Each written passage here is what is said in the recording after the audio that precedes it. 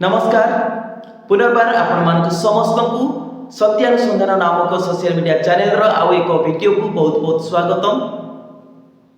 पूर्व वीडियो रे हमने आलोचना करिथिलु जे किपरि जणे अधिकार प्राप्त लोक एवं जणे क्षमता प्राप्त लोक निजर क्षमता को निजर अधिकार को सदुपयोग करने बदल में दुरुपयोग करने द्वारा देश में कि प्रकार एक समस्या आसुअछि भविष्य पीढ़ी किपरि अंधकार आड़ को गति करुअछि से विषय आमने आलोचना करिथिलु। आज मध्य आमने एक गुरुत्वपूर्ण विषय आलोचना करबा पई जाउछु। आउ आलोचना रे आगु बढ़िबा पूर्वरु एई क्षुद्र वीडियो क्लिप टुकु दया करी ध्यान सहित देखंतु। अगले वक्ता के रूप में मैं हिंदू महासभा से हमारे विश्वकर्मा गुरुजी पधारे या पधारे और संक्षिप्त में अपनी बात रखें। सुनील भाई ने आज हरदा हृदय नगरी हरदा में जो अंजन आंदोलन खड़ा किया है, सभी के सहयोग से हिंदू महासभा का प्रदेश अध्यक्ष विद्यार्थी परिषद होने के नाते वीर जवानों उठो, अब वो समय आ गया है कि हमें हमारे हक की लड़ाई लड़ना है। हमें तो किसी भी हालत में हमारी सरकार बनाना है, चाहे रुपए का ढेर लगाना पड़े या किसी को मारना पड़े, चाहे दिल्ली में बम कांड करना पड़े, हमें हमारी सरकार बनाना है। हमें कोई मतलब नहीं है किसी से, हमें जीतना है किसी भी हालत में। भाड़ में जाए जनता के मुद्दे, भाड़ में जाए वो माताएं बहनें, भाड़ में जाए वो युवा और भाड़ में जाए वो पढ़े लिखे। हमें ए वीडियो टिकु मु फेसबुक माध्यम रे डाउनलोड करिथिली। ए वीडियोटी केते दूर सत्य एवं केते दूर मिछ एकथा मु जाने नाही, तथापि जो प्रकार भाव रे एठारे प्रचार चली अछि, जदि यह सत्य होई थाए तेबे जो माने ए प्रकार वीडियो को प्रचार प्रसार करूछंती निश्चित भाव रे ए प्रकार लोक मानक प्रति कठोर रु कठोर दंड विधान हेबा आवश्यक रही अछि। एमाने अरेस्ट हेबार आवश्यक रही अछि, कारण एमाने जो प्रकार भाव रे लोक मानक मध्य रे एक घृणा मनोभाव, एक भिन्न प्रकार एक परिस्थिति उत्पन्न करबा विषय रे प्रचार करूछंती, वास्तव रे आमानक देशर भविष्य निमंते एक विपदजनक विषय अटे। एठारे हिंदू महासभार नाम को नहीं प्रचार चली अछि। मु तो कहबी कौन सी धर्म कौन सी संप्रदाय को नहीं कौन सी अपप्रचार किंवा कौन सी प्रकार वितृष्णा भाव किंवा लोक मानक मध्य रे घृणा उत्पन्न करिबा एक दंडनीय अपराध अटे। जदि हिंदू धर्म को लोक माने अपप्रचार करूछंती तेबे एपरि अपप्रचार करिबा लोक मानकु निश्चित भाव रे कठोर रु कठोर दंड देबा आवश्यक रही अछि। किंतु जदि हिंदुत्वर ही यह मुख्य मुद्दा तेबे एठारु दुखदायक विषय आउ किछि नाही। ए वीडियोटी जदि मिथ्या होई थाए, जो व्यक्ति वीडियो को फेसबुक रे अपलोड करियछंती सेही व्यक्ति को मध्य अपप्रचार करुथिबा कारणरू अरेस्ट करिवार आवश्यक रही अछि।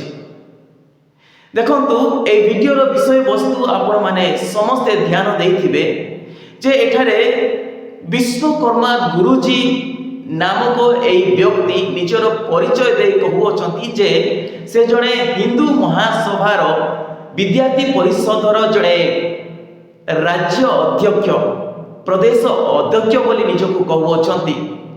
से कि प्रकार भाव रे एक आह्वान युवा मानक मध्य रे देउछंती। से कहउछंती जे वीर युवक गण उठ, समय आसीछि आमे आम हक अधिकार पाई लड़ीबार बोली से आह्वान देउछंती।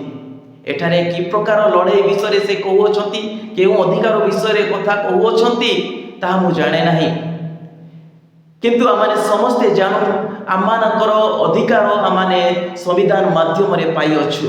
समानतार अधिकार, शिक्षार अधिकार, स्वाधीनतार अधिकार, आमाने कथा कहिबार अधिकार, पाठ पढ़िबार अधिकार, এই সমস্ত বিষয়ে অধিকার आमाने পাইଅছু। কিন্তু এই যে ব্যক্তি প্রচার করছন্তি সে কেউ পরাধীনতারে অছন্তি এবং কেউ অধিকার পাই লড়িবার বিষয় কহুଅছন্তি সে নিজে জানନ୍ତି। তো সে কহুଅছন্তি যে আমি যেমিতি ବି ହେଉ ସରକାର ଗଢ଼ିବାର ଆବଶ୍ୟକ ରହିଅଛି। ଅର୍ଥାତ ଆଜି କେଉଁ ସରକାର ଅଛି ଏବଂ ଏ ଲୋକ କେଉଁ ସରକାର ଗଢ଼ିବାର କଥା କହୁଅଛନ୍ତି। ସେ କହୁଅଛନ୍ତି ଆମମାନଙ୍କୁ ଯେମିତି ବି ହେଉ ଯଦ୍ୟପି ପଇସା ମଧ୍ୟ ଦେବାକୁ ପଡ଼େ ତେବେ ମଧ୍ୟ ଆମମାନେ ପଇସା ଦେଇକି ମଧ୍ୟ ଆମମାନେ ଆମମାନଙ୍କର ସରକାର ଗଢ଼ିବାର ଅଛି। କାହାକୁ ମାରିବାକୁ ଯଦି ପଡ଼େ ତେବେ ମାରିକି ମଧ୍ୟ ଆମମାନେ ସରକାର ଗଢ଼ିବା। ଯଦି ବମ୍ ବ୍ଲାଷ୍ଟ କରିବାକୁ ପଡ଼େ ତେବେ ବମ୍ ବ୍ଲାଷ୍ଟ କରିକି ମଧ୍ୟ ଆମମାନେ ସରକାର ଗଢ଼ିବା। এই ପ୍ରକାର ମନ୍ତବ୍ୟ ଦେଇ ଚାଲିଅଛନ୍ତି। ତ ଦେଖନ୍ତୁ ବିହାରର ଘଟଣା କିପରି ଭୋଟ ଆଗ ଦିନ ପ୍ରତ୍ୟେକ ମହିଳାଙ୍କ ପାଖକୁ 10,000 ଟଙ୍କା ଲେଖା ଗଲା। ପୁଣି এই ରାଜନୀତି କାରଣରୁ ଅନେକ ଲୋକମାନଙ୍କୁ ଜୀବନ ଦେବାକୁ ମଧ୍ୟ ପଡ଼ୁଅଛି। এই ରାଜନୀତି ପୂର୍ବରୁ ଲୋକମାନଙ୍କର ମନକୁ ବିଭ୍ରାନ୍ତ କରିବା ପାଇଁ, ଲୋକମାନଙ୍କ ଧ୍ୟାନକୁ ଭ୍ରମିତ କରିବା ପାଇଁ କି ପ୍ରକାର ଭାବରେ ହିନ୍ଦୁ ମୁସଲମାନର ପ୍ରଚାର ଅପପ୍ରଚାର ଚାଲୁଅଛି। ଆଉ ଠିକ୍ ସମୟରେ ବମ୍ ବ୍ଲାଷ୍ଟ ହେବା ମଧ୍ୟ ବାସ୍ତବରେ ଏକ ପ୍ରଶ୍ନବାଚୀ ସୃଷ୍ଟି କରୁଅଛି। ଏହି ନିକଟ ଅତୀତରେ ମଧ୍ୟ ଦିଲ୍ଲୀରେ ବମ୍ ବ୍ଲାଷ୍ଟ ହେବା ବିଷୟ ନିଶ୍ଚିତ ଭାବରେ ଏକ ଦୁଃଖଦାୟକ ବିଷୟ ଅଟେ। ଚାରିପଟେ ଗୋଟିଏ ସରକାର ରହିଅଛି, ସେଣ୍ଟ୍ରାଲରେ ମଧ୍ୟ ସେହି ସରକାର ରହିଅଛି। ଅର୍ଥାତ ଚାରିପଟେ ବିଜେପି ସରକାର, ସେଣ୍ଟ୍ରାଲରେ ମଧ୍ୟ ବିଜେପି ସରକାର, ତଥାପି ସେହି ସରକାରଙ୍କର ସୁରକ୍ଷା କବଳରେ ଥିବା ଦିଲ୍ଲୀରେ ବମ୍ ବ୍ଲାଷ୍ଟ ହେବା ଏକ ଦୁଃଖଦାୟକ ବିଷୟ। ଅର୍ଥାତ ଯେଉଁମାନେ ଏ ପ୍ରକାର ବିଷୟ କରୁଅଛନ୍ତି ସେମାନେ ଲୋକମାନଙ୍କ ବିଷୟରେ କେବେ ଚିନ୍ତା କରୁନାହାନ୍ତି। ସେ ନିଜେ କହୁଅଛନ୍ତି ଆମେ କାହା ବିଷୟରେ ଚିନ୍ତା କରିବା ଆବଶ୍ୟକ ନାହିଁ। ଭାଡ଼ ମେ ଯାଏ ଜନତା କେ ମୁଦ୍ଦେ। ଅର୍ଥାତ ଲୋକମାନଙ୍କର ଯେଉଁ ପ୍ରକାର ମୁଦ୍ଦା, ଯେଉଁ ପ୍ରକାର ସମସ୍ୟା ଗୁଡ଼ିକ ରହିଅଛି ସେ ସମସ୍ତ ବିଷୟରେ ଆମମାନେ ଚିନ୍ତା କରିବା ଆବଶ୍ୟକ ନାହିଁ। ଆମର ଯାଏ ଆସେ ନାହିଁ।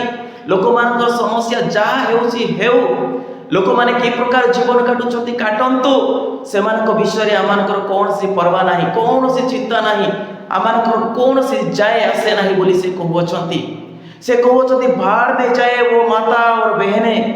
ଅର୍ଥାତ ମା ଓ ଭଉଣୀମାନଙ୍କ ଚରିତ୍ର ଯାହା ହେଉଛି ହେଉ, ସେମାନେ ବଳାତ୍କାରର ଶିକାର ହେଉଛନ୍ତି ହୁଅନ୍ତୁ, ସେମାନେ ସମସ୍ୟା ଭୋଗୁଅଛନ୍ତି ଭୋଗନ୍ତୁ, ଆମର ଯାଏ ଆସେ ନାହିଁ ବୋଲି ଏହି ଲୋକ ଏଠାରେ ଖୋଲାଖୋଲି ଭାବରେ ଘୋଷଣା କରୁଅଛନ୍ତି। ବାସ୍ତବରେ ଆଜି କିଛି ଲୋକମାନେ ଯେଉଁମାନେ ସରକାରର ଦାୟିତ୍ୱରେ ଅଛନ୍ତି, ଯେଉଁମାନେ ସୁରକ୍ଷା ଦାୟିତ୍ୱରେ ଅଛନ୍ତି, ଯେଉଁମାନେ କି ଅଧିକାର ପ୍ରାପ୍ତ ହୋଇଅଛନ୍ତି, ସେମାନେ ଲୋକମାନଙ୍କ ବିଷୟରେ ଚିନ୍ତା କରୁନାହାନ୍ତି।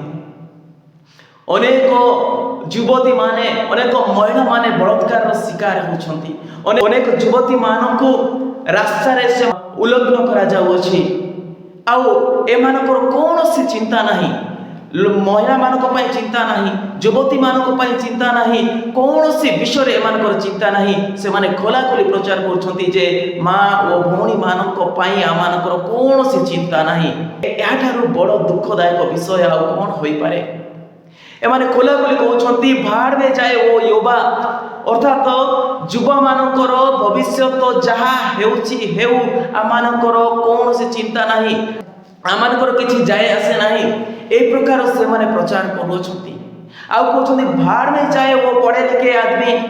ଅର୍ଥାତ ଯେଉଁମାନେ ପାଠ ପଢ଼ିଅଛନ୍ତି, ଶିକ୍ଷିତ ବେକାର ରହିଅଛନ୍ତି, ସେମାନଙ୍କ ବିଷୟରେ ଆମମାନଙ୍କର ଯାଏ ଆସେ ନାହିଁ। ସେମାନେ ବେକାର ରୁହନ୍ତୁ କିମ୍ବା ରୋଜଗାର କରନ୍ତୁ ନ କରନ୍ତୁ, ଆମମାନଙ୍କର କିଛି ଯାଏ ଆସେ ନାହିଁ। କିନ୍ତୁ ଆମମାନେ ଗୋଟିଏ ବିଷୟ, ଆମମାନଙ୍କର କାର୍ଯ୍ୟ ଲକ୍ଷ୍ୟ ରହିଅଛି ଯେ ଆମମାନେ ଯେମିତି ବି ହେଉ ଆମମାନଙ୍କର ସରକାର ଗଢ଼ିକି ଆମମାନେ ନିଜର ସରକାର ଗଢ଼ିବା। ଆଉ ଏମାନଙ୍କର ସଂକଳ୍ପ, ଏମାନଙ୍କର ଯୋଜନା ଏହା ଯେ ଏମାନେ କେବଳ ଏ ଦେଶକୁ ଶାସନ କରିବେ ନିଜର ପ୍ରାଧାନ୍ୟ ବିସ୍ତାର କରି ରହିବେ। ଏମାନେ ଲୋକମାନଙ୍କୁ ପଦଦଳିତ କରି ରଖିବେ ଆଉ ଏମାନେ କେବଳ ନିଜେ ରାଜା ହୋଇକି ରହିବେ ଆଉ କାହାରିକୁ ସେମାନେ ଉପରକୁ ଉଠିବାକୁ ଦେବେ ନାହିଁ। କାହାକୁ ଏମାନେ ଉନ୍ନତି ହେବା ପାଇଁ ଦେବେ ନାହିଁ। କାହାକୁ ଶାନ୍ତିରେ ରହିବା ପାଇଁ ଏମାନେ ଦେବେ ନାହିଁ। ଏମାନେ ନିଜେ ରାଜତ୍ୱ କରିବେ ଏବଂ ନିଜେ ଲୋକମାନଙ୍କୁ ସମ୍ପୂର୍ଣ୍ଣ ଭାବରେ ନିଜର ବଶୀଭୂତ କରି ରଖିବେ। ଏହା ହିଁ ସେମାନଙ୍କର ଲକ୍ଷ୍ୟ ଏବଂ ଉଦ୍ଦେଶ୍ୟ। କିନ୍ତୁ ମୁଁ ଏହି ସଚେତନ ବାର୍ତ୍ତା ଲୋକମାନଙ୍କ ନିକଟରେ ପହଞ୍ଚାଇବା ପାଇଁ ଚେଷ୍ଟା କରୁଅଛି। ଅନୁରୋଧ କରିବି ଆପଣମାନେ ମଧ୍ୟ ଏହି ବାର୍ତ୍ତାକୁ ଅନ୍ୟମାନଙ୍କ ନିକଟରେ ପହଞ୍ଚାନ୍ତୁ। ଆଉ ଯଦି ଆପଣମାନେ ଏହି ଭିଡ଼ିଓକୁ ଲାଇକ୍ ସବସ୍କ୍ରାଇବ୍ କରିବେ ତେବେ ଏହି ଭିଡ଼ିଓ ଆପେ ଆପେ ଅନ୍ୟମାନଙ୍କ ନିକଟକୁ ମଧ୍ୟ ପହଞ୍ଚି ପାରିବ। ଆମର ଏତିକି ମାତ୍ର ଉଦ୍ଦେଶ୍ୟ ଯେ ଆମେ ପ୍ରତ୍ୟେକ ନାଗରିକକୁ ଆମେ ସଚେତନ କରିବା, ପ୍ରତ୍ୟେକ ନାଗରିକମାନଙ୍କୁ ଆମେ ଜାଗ୍ରତ କରିବା। ଯେପରି ଆମମାନଙ୍କର ଦେଶରେ ଏ ପ୍ରକାର ଯେଉଁ ଅପପ୍ରଚାର ହେଉଅଛି, ଏ ପ୍ରକାର ଯେଉଁ ପ୍ରପଗାଣ୍ଡା ଚାଲିଅଛି, ଯେଉଁ ଏ ପ୍ରକାର ଏକ ଗୋଷ୍ଠୀ ଏକ ଜାତି ନିଜର ପ୍ରାଧାନ୍ୟ ବିସ୍ତାର କରି ରଖିବା ପାଇଁ ଚାହୁଁଅଛନ୍ତି, ସେମାନଙ୍କ ବିରୁଦ୍ଧରେ ଆମେ ପ୍ରତ୍ୟେକ ନାଗରିକ ସଚେତନ ହୋଇ ଆମମାନେ ସ୍ୱର ଉଠାଇବାର ଅଛି, ଆମମାନେ ଅଣ୍ଟା ଭିଡ଼ିବାର ଅଛି, ଆମମାନେ ଜାଗ୍ରତ ହେବାର ଆବଶ୍ୟକ ରହିଅଛି। ନହେଲେ ଏମାନେ ଆମମାନଙ୍କୁ ପୁନର୍ବାର ଗୁଲାମ କରି ରଖିବେ। ଆମମାନଙ୍କର ପୂର୍ବପୁରୁଷମାନଙ୍କୁ ଯେ ପ୍ରକାର ଗୁଲାମୀ କରି ରଖାଯାଇଥିଲା, ଆମମାନଙ୍କର ଆଗାମୀ ପିଢ଼ିକୁ ମଧ୍ୟ ଗୁଲାମୀର ଶିକାର ହେବାକୁ ପଡ଼ିବ। ଏଣୁ ଆମମାନେ ବେଳ ଥାଉ ଥାଉ ସଚେତନ ହେବା, ଜାଗ୍ରତ ହେବା ଏବଂ ଅନ୍ୟାୟ ବିରୁଦ୍ଧରେ ଆମମାନେ ନିଶ୍ଚିତ ସ୍ୱର ଉଠାଇବା। ଭିଡ଼ିଓକୁ ଶେଷ ପର୍ଯ୍ୟନ୍ତ ଦେଖିଥିବାରୁ ଧନ୍ୟବାଦ। ପୁଣି ଦେଖା ହେବ ଆଉ ଏକ ନୂତନ ଭିଡ଼ିଓରେ। ସେ ସମୟ ପର୍ଯ୍ୟନ୍ତ ବିଦାୟ ଦିଅନ୍ତୁ। ନମସ୍କାର।